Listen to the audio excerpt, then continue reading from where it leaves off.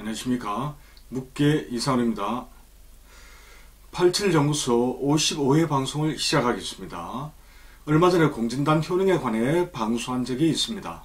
양기를 보호하고 혈액을 만드는 등 공진단 효능이 정말 대단했습니다.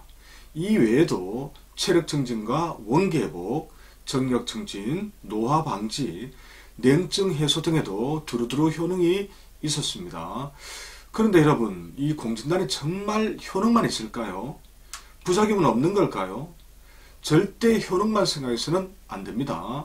모든 음식에는 긍정적 작용과 부정적 작용이 있기 마련입니다. 공진단 효능이 탁월하다는 것은 반대로 체질에 맞지 않으면 그만큼 부작용이 크다는 이야기가 될 수도 있습니다.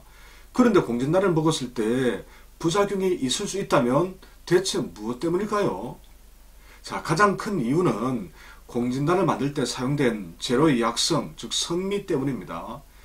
그럼 사용된 약재의 약성을 한번 구체적으로 살펴보겠습니다. 어떤 문제가 있는지. 먼저 녹용입니다. 녹용의 효능은 실로 다양하고 또 대단합니다.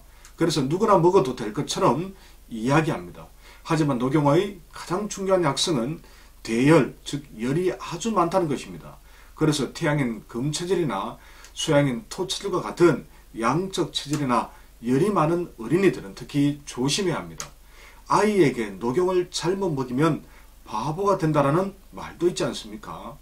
자, 당귀는 혈액 생성에 매우 좋은 약재로 폐를 강하게 보호하기도 하는 약입니다.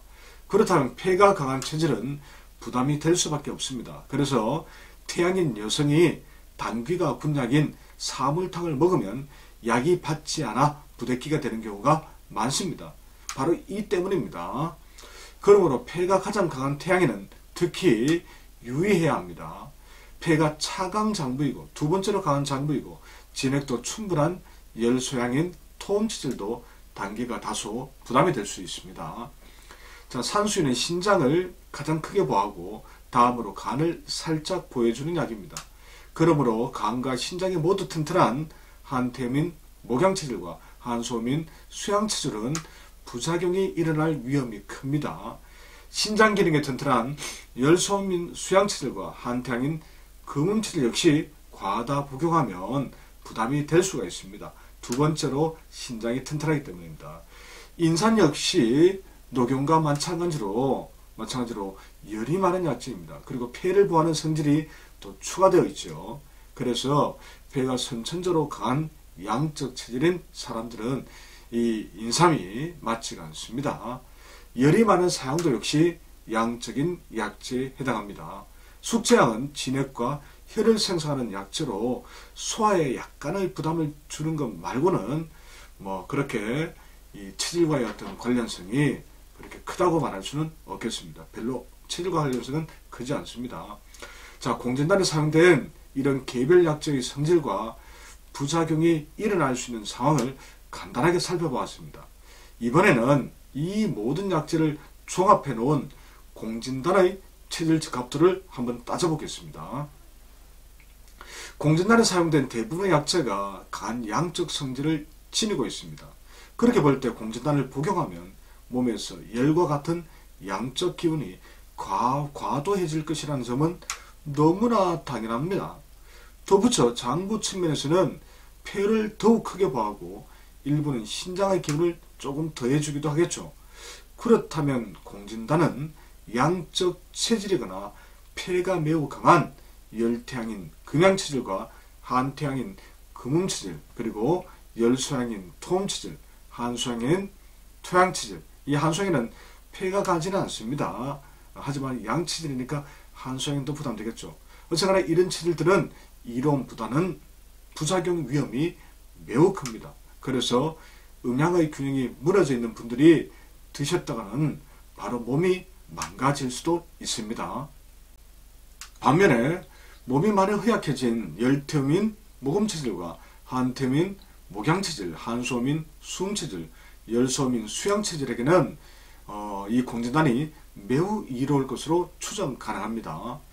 공진단이 태음인에게 특히 좋다는 것은 중국에서 최고의 명약으로 인정받았다는 점을 통해서도 알 수가 있습니다. 왜? 중국에는 거의 대부분 태음이니까요. 자, 우리 조상들 역시 곡채식 위주의 섭생으로 태음인과 소음인은 여기저기 아플 일이 많았겠지요. 그럴 때 이렇게 양적 성질이 강한 공진단은 대단한 효과를 발휘했던 것이겠죠.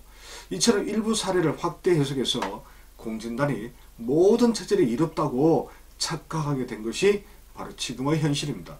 그래서 전문가나 일반인들 모두 갑비상 공진단을 불로장생 만병통치의 그런 약으로 생각하게 된 것이도 모르겠습니다.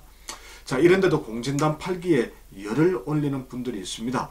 혹시라도 비싼 만큼 수익이 많이 생겨서 그런 것은 아니겠지요. 자, 부산에서 대구 영수로 상담을 오시는 분들이 가끔 이야기합니다. 부산의 유명한 팔찌를 한의원에서 그렇게 돈을 많이 벌고 있다는데 그 비결 중에 하나가 공진단 판매라고 합니다. 정말 안타까운 일이 아닐 수가 없습니다. 자, 공진단이 몸에 이로운 사람들은 우리 국민의 25% 정도밖에 되지 않습니다. 사상학에서는 음적 체질이 70%라고 말하지만 실제로는 한국인들의 절대 다수가 양적 체질입니다. 참고로 이에 대한 명확한 근거는 카페와 블로그를 통해서 수시로 밝히고 있습니다.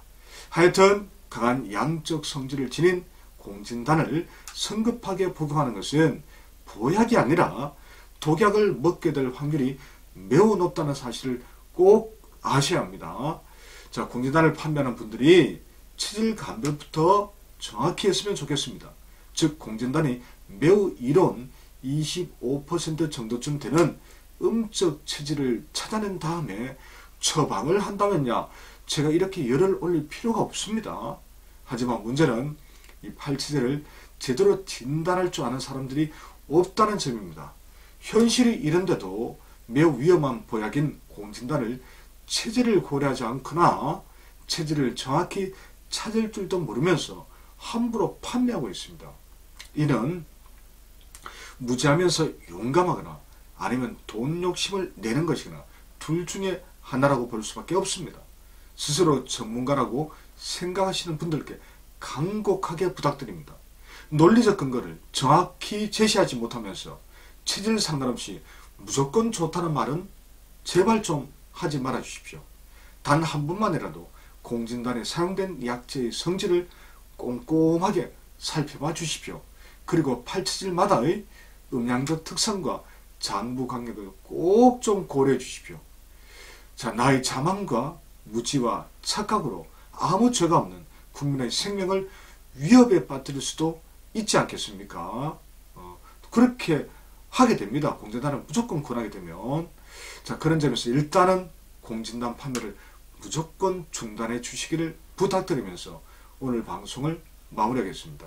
다음 편에서는 공진단의 부작용 사례를 소개해 드리겠습니다. 지금까지 87연구소 방송 묻게 이상은입니다. 고맙습니다.